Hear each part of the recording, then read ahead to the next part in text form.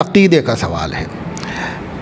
میں اس لیے بتا دے رہا ہوں جواب اس کا کہ اس زمانے میں ضرورت پڑ گئی ہے، پہلے ضرورت نہیں تھی اس کی، کیونکہ پہلے لوگ عقائد میں گفتگو نہیں کرتے تھے.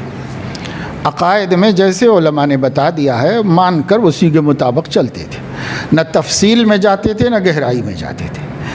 اسی لیے اہل اللہ نے فرمایا کہ عوام کا ایمان محفوظ ایمان ہے، کیونکہ انہیں پتہ ہے کہ بھئی یہ ماننا چاہیے ماننا چاہیے ماننا چاہیے، بس وہ مانتے ہیں اور کسی کی نہیں مانتے اس کے مقابلے میں. لیکن جو لوگ اس کو جاننا چاہتے ہیں ان کا ایمان خطرے میں، اس واسطے کہ وہ تفصیل میں جائیں گے، اور تفصیل میں جائیں گے تو کسی کو سمجھ میں آئے گا کسی کو سمجھ میں نہیں آئے گا، تو گڑبڑ ہو جاتی ہے. اس لیے صحیح بات تو یہ ہے کہ ایمان کے بارے میں اجمال پر اکتفا کیا جائے. اجمال مطلب بس مختصر اللہ کو ایک ماننا ہے، اللہ کو ایک مان لیا. بس حضور علیہ السلام کو نبی ماننا، بالکل نبی، آخری نبی. جنت ہے، دوزخ ہے، بالکل ہے، کوئی شک نہیں ہمارے کو اس کے اندر. موت کے بعد کھڑے کیے جائیں گے، بالکل 100%. ساری دنیا نہ مانے، ہم مانتے ہیں کہ کھڑے کیے جائیں. یہ اجمال ہے کہ اجمالی طور پر جان لیں. اب یہ کہ بھائی اللہ کے ایک ہونے کا کیا مطلب ہے، اور جنت کیسی رہتی، کہاں رہتی، ہم کو تو نہیں دکھ رہی نا، جس چیز کا وجود نہیں ہے اس چیز کو کیسا مانیں، کیا کریں، وجود ہے تو کہاں ہے، کدھر ہے، یہ تفصیل ہے. یہ تفصیل میں جائے گا تو خطرہ ہے کہ پھسل جائے گا، گڑبڑ ہو جائے گی. اس لیے تفصیل میں نہ جانا صحابہ کا طریقہ تھا. صحابہ کا طریقہ مان لینا تھا، بس مان لو. ایمانیات میں کچھ تفصیل نہیں، جو بولے مان لو، جو بولے مان لو. اور وہ باتیں ہم تک اسی طرح پہنچی ہیں، ہم بھی مان لیں. اب یہ سوال کہ اللہ تعالیٰ عرش پر مستوی ہے، قرآن میں نازل ہوا ہے، مان لو بس ایسے ہی. الرحمن علی العرش استوى، رحمان عرش پر مستوی ہے. مستوی کس کو بولتے ہیں؟ تو علماء کو معلوم ہے کہ مستوی کہتے ہیں ٹھیک طرح جم جانے کو، بیٹھ جانے کو مستوی ہو جانا کہتے ہیں. تو اب اس کے معنی کیا ہیں کہ رحمان عرش کہتے ہیں تخت کو، رحمان تو اللہ پاک کا نام ہے. الرحمن علی العرش استوى، اللہ پاک عرش پر مستوی ہے. تو لغت سے تو ہم کو سب پتہ چل گیا کہ لغت کے اعتبار سے اس کا یہ ترجمہ ہو رہا. لیکن اب جب آپ تفصیل میں جائیں گے تو ذہن میں آئے گا جب اللہ نور ہے اور جب اللہ کا جسم نہیں ہے، جب جسم نہیں ہے تو مستوی کیسے ہوگا، جسم نہیں ہے تو کھڑے گا کیسے، بیٹھے گا کیسے، کیا ہوگا. پھر قرآن میں ایک جگہ کہا گیا ہے وَهُوَ مَعَكُمْ أَيْنَمَا كُنْتُمْ، تم کہیں بھی رہو اللہ تمہارے ساتھ ہے. اور پھر قرآن میں کہا گیا ہے اللہ عرش پہ بیٹھ گیا ہے پوری کائنات بنا کے. تو عرش پہ بیٹھا ہے تو ہر جگہ نہیں ہے، ہر جگہ ہے تو عرش پہ نہیں بیٹھا ہوا ہے. اب آپ گمبھیر سوالات پیدا ہوتے چلے جائیں گے، اور جو آپ کا پہلے سے یقین تھا وہ یقین کنفیوژن میں تبدیل ہو جائے گا، شکوک و شبہات میں تبدیل ہو جائے گا. اس لیے آج سے 10 12 15 برس پہلے تک امت مسلمہ کی عوام میں اس قسم کا کوئی مسئلہ بحث میں نہیں تھا.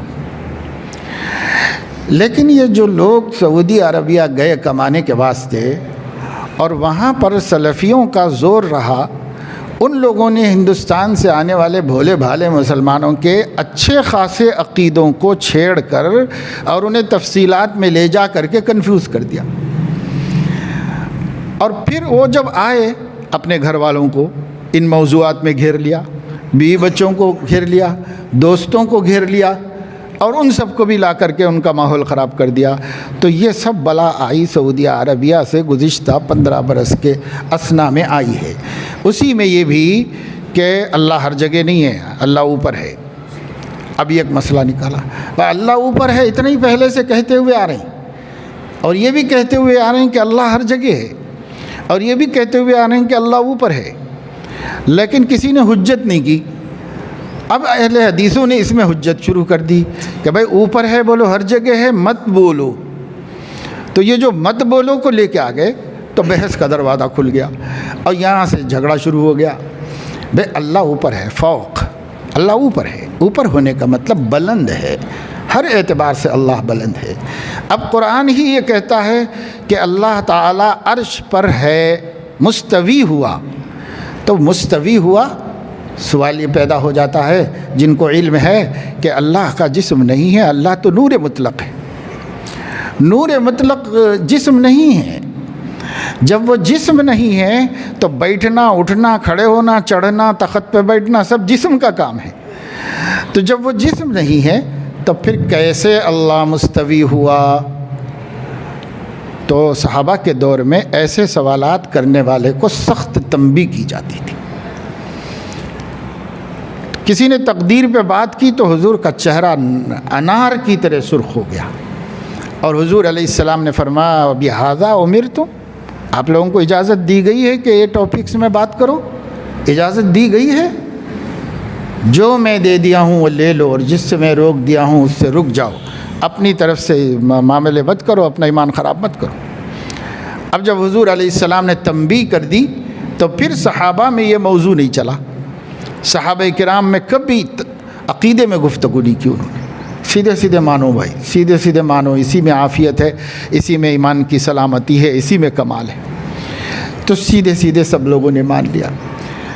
بعد میں حضرت عمر رضی اللہ تعالیٰ عنہ کے زمانے میں ایک یہودی نے آ کر قرآن مجید میں اشکالات پیدا کرنے شروع کیے، حضرت عمر نے اپنے حساب سے اس کا حل نکال دیا، اس لیے کہ صحابہ کو حضور کا ناراض ہونے سے بڑی کوئی سزا نہیں تھی، وہ اسی سے درست ہو گئے تھے، لیکن یہ یہودی مکاروں کو تو اتنی سزا کافی نہیں ہے کہ حضرت عمر ناراض ہو جاتے کہ صاحب امیر المومنین ناراض ہو گئے ہیں، اس لیے ان کا تو اتنی شرافت تو ہے نہیں ان کے پاس، لہذا انہوں نے بلایا، ایک ہاتھ سے اس کا کالر پکڑ کے کھینچا اور دوسرے ہاتھ سے کھجور کی ٹہنی سے مار مار کے خونہ خون کر دیا اس کو حضرت عمر نے، کیونکہ ایک مثال بنانا تھا، جزاء بما کسبا نکالا من اللہ، ایک مثال بنانا تھا ان کو، ایک مثال بنائی، اچھی دھلائی کر دی اس کی، چیختا چلاتا رہا امیر المومنین امیر المومنین امیر المومنین کا، کچھ نہیں سنتے ہم، بار بار کہنے لگا مجھے قرآن میں کوئی اعتراض نہیں ہے، مجھے قرآن میں کوئی اشکال نہیں،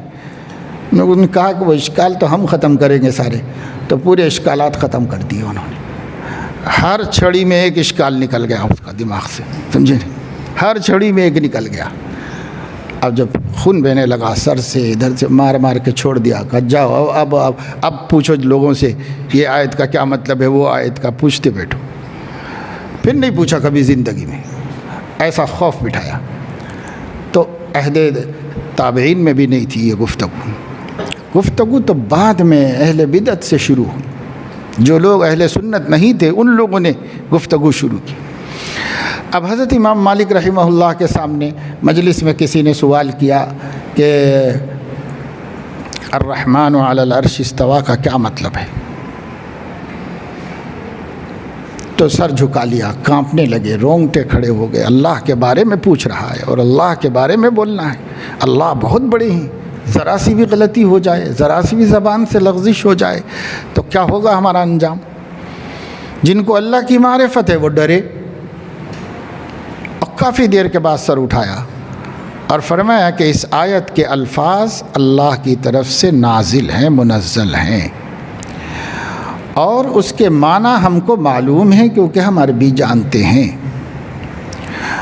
اور اس کی کیفیت مجہول ہے، یعنی اللہ کیسا مستوی ہوا یہ پتہ نہیں ہے، کچھ بھی ہم کو کسی کو پتہ نہیں ہے اس کا، اور اس پر ایمان لانا واجب ہے تو ہم ایمان لاتے ہیں، اور اس کے بارے میں سوال کرنا بدعت ہے، اس بدعتی کو میری مجلس سے نکال دو۔ تو ایک ہی وقت میں علاج کر دیا کہ ایسے سوالات نہیں کرنا چاہیے، ایسے سوالات کرنے سے کنفیوژن ہوگا، اور اگر آپ کا کنفیوژن تو دور ہوگا نہیں، دوسروں کے دل میں پیدا ہو جائے گا، جو سیدھے سادھے ہیں پہلے سے ان کو کچھ نہیں تھا، ان کو بھی پیدا ہو جائے گا۔ تو یہ موضوعات نہیں ہیں عوام الناس کی، یہ موضوع علم کلام کی درسگاہ میں ہے، یہ موضوع وہاں پر ہے جہاں پر عقائد پر گفتگو اور بحث ہو رہی ہو، اور سامعین بھی اہل ہوں، اور سنانے والا بھی اہل ہو، بتانے والا بھی اہل ہو، تو وہاں تو ٹھیک ہے، اس کی کچھ گنجائش نکلتی ہے، اور وہ لوگ بھی بہت احتیاط برتتے ہیں۔ لیکن عام لوگ جن کا علم ابتدائی ہے، جو دین کے معلومات کے اعتبار سے پرائمری کے طلباء ہیں، اب ان کے سامنے اس کی بحث تو اور کنفیوژن پیدا کرے گی، اچھے خاصے لوگ بھٹک جائیں گے اس میں۔ اور یہی کر دیا ان سلفیوں نے، غیر مقلدین نے سعودی عرب سے آ کے سوال جگہ جگہ چلا دیا، جگہ جگہ چلا دیا۔ حد یہ ہے کہ صاحب بچوں سے پوچھ رہے ہیں آپ اسکول میں اللہ کہاں ہے، تو اتنا تو مسلم بچہ جانتا ہی، وہ کہتا ہے کہ اللہ اوپر ہے، تو ہاں اوپر ہی ہے، ہر جگہ نہیں ہے۔ یہ زبردستی کی بات کہ ہر جگہ نہیں ہے، اس کو اور ایک بٹھا دیا دماغ کے اندر۔ تو بچے کہتے ہیں کہ اللہ تو ہر جگہ ہے، ہمارے امی ایسے، ہمارے ابو یہی بول رہے ہیں اللہ ہر جگہ۔ تو کہا اللہ ہر جگہ کیسا ہوگا، ٹوائلٹ میں بھی ہے، فلاں جگہ بھی ہے، فلاں جگہ بھی ہے۔ اب بچے شرما گئے اور کہا ٹوائلٹ میں کیسے اللہ ہوگا، اللہ تو مقدس جگہ پر ہوگا، مقدس ہے، مقدس جگہ پہ، تو مسجد میں تو ہو سکتا ہے مگر ٹوائلٹ میں کیسے ہو سکتا ہے اللہ۔ تو اب اس کو دماغ میں بٹھا دیا کہ یہ مت بولو کہ ہر جگہ ہے، ہر جگہ ہے بولنا کفر ہے، شرک ہے، اور اوپر ہے بولنا ایمان ہے، توحید ہے۔ تو اب اس کی ضرورت پیش آئی کہ بھائی جو لوگ اس بات سے متاثر ہوئے ہیں ان کو سمجھایا جائے اور انہیں بتایا جائے۔ وہ بھی قرآن کی آیت ہے، آپ ایک آیت کو ثابت کرنے دوسرے آیت کا انکار کیسے کرتے ہو؟ وَهُوَ مَعَكُمْ أَيْنَمَا كُنْتُمْ کا اگر آپ یہ مطلب کہیں کہ اس کی نظر ہر جگہ ہے، تو کیا اللہ کو یہ کہنا نہیں آ سکتا تھا کہ میری نظر ہر جگہ ہے؟ اللہ نہیں بول سکتا تھا، آپ کو بولنا آتا ہے کہ اللہ خود بول سکتا تھا۔ اللہ تعالیٰ اپنے آپ کو ہم سے زیادہ جانتا ہے۔ حضور علیہ السلام نے ایک شکرانے میں یہ کہا ہے کہ آپ تو ویسے ہی ہیں جیسا کہ آپ جانتے ہیں، یعنی ہم تو نہیں بیان کر سکتے پر آپ ویسے ہی ہیں جیسا کہ آپ جانتے ہیں۔ یہ حضور علیہ السلام نے فرمایا۔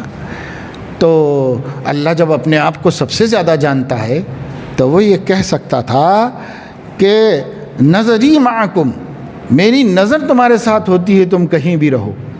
ویسا نہیں کہہ کے اللہ نے ایسا کیوں کہا کہ وَهُوَ مَعَكُمْ أَيْنَمَا كُنْتُمْ، وہی تمہارے ساتھ ہوتا ہے تم کہیں رہو۔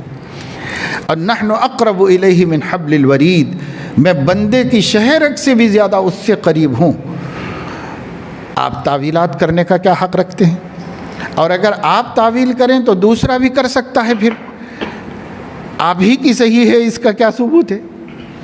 تو اس وجہ سے یہ سب باتیں غلط ہیں۔ جو بات سلف صالحین کہتے مانتے آئے ہیں ہمیں اسی طرح مانتے ہوئے جانا ہے۔ یہ بھی ماننا ہے کہ جب اللہ نے پوری کائنات بنا دی ثم استوى علی العرش وهو يدبر الامر، وہاں سے اپنی حکومت چلاتا ہے۔ ان الفاظ پر ایمان لانا، ان الفاظ کے جو معنی ہیں ان کو نہیں بدلنا، اور ان الفاظ کا جو مدلول ہے وہ متعین نہیں کرنا کہ بھئی ہم جیسے کرسی پہ بیٹھے، یہ اتنی بڑی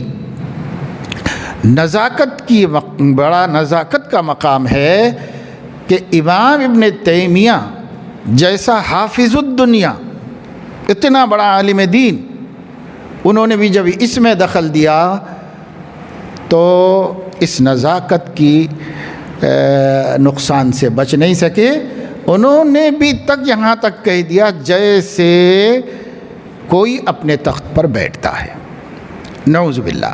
حالانکہ جیسے کہا جائے گا تو فوراً جو ہے یہ خود جو شرک ہو جائے گا، اس لیے کہ اللہ نے فرمایا لیس کمثلہ شیء وہو السمیع البصیر، تم بھی دیکھتے ہو سنتے ہو، وہ بھی دیکھتا ہے سنتا ہے، لیکن اس جیسا کوئی نہیں۔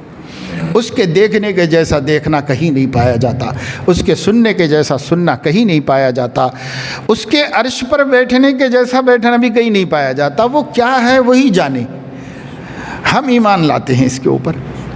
اور جب وہ یہ کہتا ہے وَهُوَ مَعَكُمْ أَيْنَمَا كُنْتُمْ، اس پہ بھی ہم ایمان لاتے ہیں، کیسے ہمارے ساتھ ہوتا ہے ہم اس کے اوپر بات نہیں کرتے۔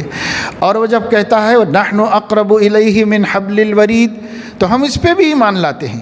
اور ہماری شہرک سے نزدیک کیسے گھسا، ہمیں اس کے بارے میں کچھ نہیں جاننا ہے، ہم جاننا بھی نہیں چاہتے کہ وہ کیسا ہوتا ہے، کیسا کا لفظ ہی نہیں جاننا چاہتے ہم اس کے بارے میں۔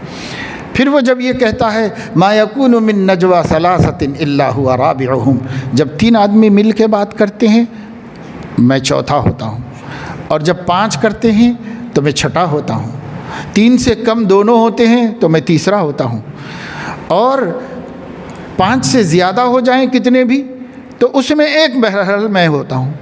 تو جب اللہ تعالیٰ یہ فرما رہے ہیں کہ میں تیسرا، میں چوتھا، میں 5واں، میں تمہارے ساتھ، تو بھئی کیسا ہوتا ہے یہ ہم نہیں مانیں گے، لیکن ہوتا ہے یہ ہم مان لیں گے، کیونکہ قرآن اللہ کا کلام ہے، اسی کا نازل کیا ہوا ہے۔ جب وہ کہہ رہا ہے تو ہم اس کی تعویل بھی نہیں کریں گے، اسی طرح مان لیں گے۔ تو کتنا آسان کام ہے، ایسے ہی صحابہ کا ایمان تھا، لیکن بعد میں لوگوں نے مسائل کھڑے کیے، سوالات اٹھائے۔ کس نے اٹھائے؟ آج تک اہل حق میں سے کسی نے یہ سوال نہیں اٹھایا۔ اہل بدعت نے اٹھایا، خوارج نے اٹھایا، معتزلہ نے اٹھایا، اور اس کے بعد ان جیسے قماش کے لوگ اٹھاتے ہیں۔ اس لیے استواء علی العرش اور اللہ تعالیٰ ہر جگہ موجود ہے، ان 2 عقیدوں کو سمجھائیں۔ تو میں سمجھتا ہوں کہ آپ کی سمجھ میں آ گیا کہ یہ بھی عقیدہ ہے، ماننا ہے، ایمان لانا ہے۔ یہ بھی عقیدہ ہے، یہ بھی قرآن کی آیت ہے، ماننا ہے اور ایمان لانا ہے۔ اور اگر غیر مقلدین کی طرح کہیں تو میں اس مخمصے میں زیادہ جاتا نہیں، لیکن طلباء کو چونکہ وہ اشکال کرتے ہیں تو سمجھاتا رہتا ہوں۔ تو ایک مثال سے عام آدمی بھی سمجھ جا سکتا ہے کہ ایسا ضد کرنے کا کوئی فائدہ نہیں کہ اللہ یہ کہو کہ اللہ اوپر ہے، اس ضد کرنے کا کوئی فائدہ نہیں۔ اس لیے کہ جب ہم اوپر کہیں گے تو بمعنی بلند کے کہیں گے، اللہ اجل و اعلیٰ، اللہ سب ہی سے زیادہ مقدس اور سب ہی سے بلند ہے۔ اللہ بلند ہے، سب سے اونچا ہے اور سب سے بلند ہے۔ اس معنی میں اللہ تعالیٰ اوپر ہے، فوق ہے۔ ورنہ فوق کو لغت کے معنی میں دیکھا جائے تو فوق کہتے ہیں ایک سمت کو، اوپر، اس کے مقابلے میں تحت ہے، اور یمین ہے، شمال ہے۔ جیسے پورب، پچھم، اتر، دکن، اور جیسے ایسٹ اور ویسٹ، اور یہ کیا کہتے ہیں، نارتھ اور ساؤتھ وغیرہ۔ تو جب آپ جہتوں کو کسی بھی نام میں کہیں گے، عربی میں کہیں گے، تو اوپر والی جہت کو فوق کہیں گے، اوپر والی جہت کو۔ جب ایک جہت میں اللہ کو قید کر دیں گے تو بقیہ جہتوں سے نکل جائے گا اللہ تعالیٰ۔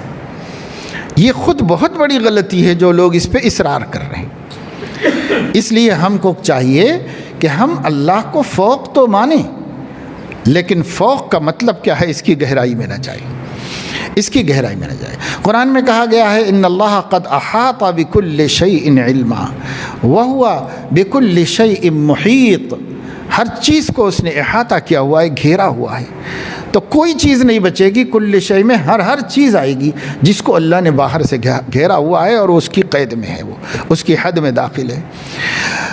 اگر اللہ تعالیٰ کو کسی چیز پر بٹھا دیں گے آپ عرش کے اوپر، تو عرش محیط ہو جائے گا، اللہ اس میں محاط ہو جائے گا، اس کے اندر آ جائے گا اور وہ اس سے باہر ہوگا۔ تو یہ اللہ تعالیٰ کے محیط ہونے کے خلاف ہوگا۔ تو بہت مشکلات ہیں، پریشانی ہے اگر اس میں جائیں گے آپ۔ اس لیے عقائد میں یہ بات بتائی گئی ہے اہل سنت والجماعت کے عقائد میں کہ جس علم کو اللہ نے مخلوق سے روک دیا ہے، اس علم کا ارادہ کرنا اور اس علم میں جانا، اس علم سے باہر نکلتے وقت ایمان، یقین، دین، سب چیزوں کو کھو کر نکلنا ہے، اس میں سے سب چھوڑ کے آ جانا ہے۔ اگر آپ اس دریا میں گھسیں گے جس علم کو اللہ نے ہم سے روکا ہے، تو اس کا علم اللہ نے ہم سے روکا ہے، دیا ہوتا تو نبی ہمیں بتا دیتے۔ نبی نے بھی روکا ہے، اللہ نے بھی روکا ہے، اب آپ کائے کو اس میں گھس رہے؟ آپ گھسیں گے تو اپنا ایمان سلامت لے کے نہیں نکل سکتے اس میں سے۔ اس لیے صرف اتنی بات جو میں نے بتا دی بس یہ کافی ہے۔ وہ جو میں مثال کی بات آپ کو کہہ رہا تھا، اگر کوئی ایسا بد دماغ مل جائے تو کبھی ضرورت پڑ جاتی ہے خود سے الجھنے والوں سے۔ ہم کبھی نہ الجھیں، ہم عقیدے میں کسی سے نہیں الجھیں، اپنا عقیدہ علماء سے سیکھو۔ ہم نے عقائد اسلام چھوٹا سا رسالہ لکھ دیا ہے، وہ موجود ہے، ملتا ہے، اس کو اچھی طرح پڑھ لو، بس اتنی باتیں مان لو اور ایمان لے آؤ، اور اس کی تفصیل میں جانے کی ہمیں ضرورت ہی نہیں کچھ بھی، اس کے اوپر ایمان لے آؤ عقائد اسلام پر بس۔ تو دنیا کو سب کو معلوم ہے کہ یہ جو دنیا ہے یہ گلوبل، یہ پورا ایک بال کی طرح ہے۔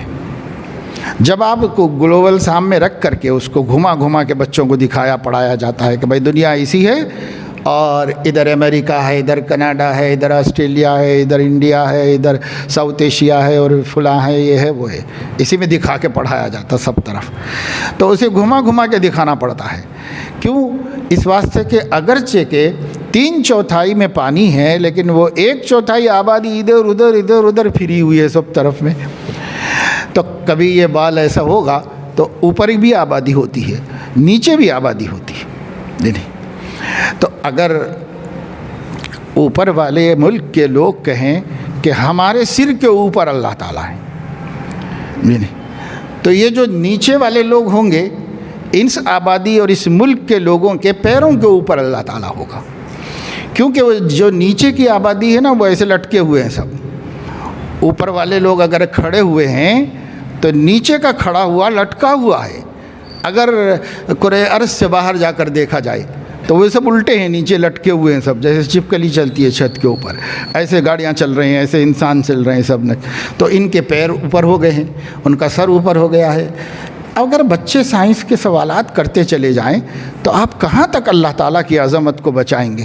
اس واسطے اللہ کی عظمت کی حفاظت کا طریقہ یہ ہے کہ ان چیزوں میں کنفیوژن مت پیدا کرو، گہرائی میں مت جاؤ، سیدھے سیدھے جیسے صحابہ ایمان لائے ایسا لاؤ۔ فَإِنْ آمَنُوا بِمَا آمَنْتُمْ بِهِ فَقَدِ اهْتَدَوْا، ایسا ایمان لاؤ جیسے صحابہ لائے ہیں تو ہدایت پائیں گے۔ اگر آپ سے کوئی ایسی بات پوچھے تو اس سے کہے کہ ہم اس کے مکلف نہیں۔ آپ کو کس نے کہا ہے کہ اس میں گفتگو کیجیے؟ ہم اس کے مکلف نہیں، ہم نے اللہ کو بڑا مانا ہے، عظیم مانا ہے، بلند مانا ہے، بس ہم اللہ تعالیٰ کو سب مانتے ہیں بس۔ زیادہ چکر میں گفتگو کر کے ایمان خراب مت کرو۔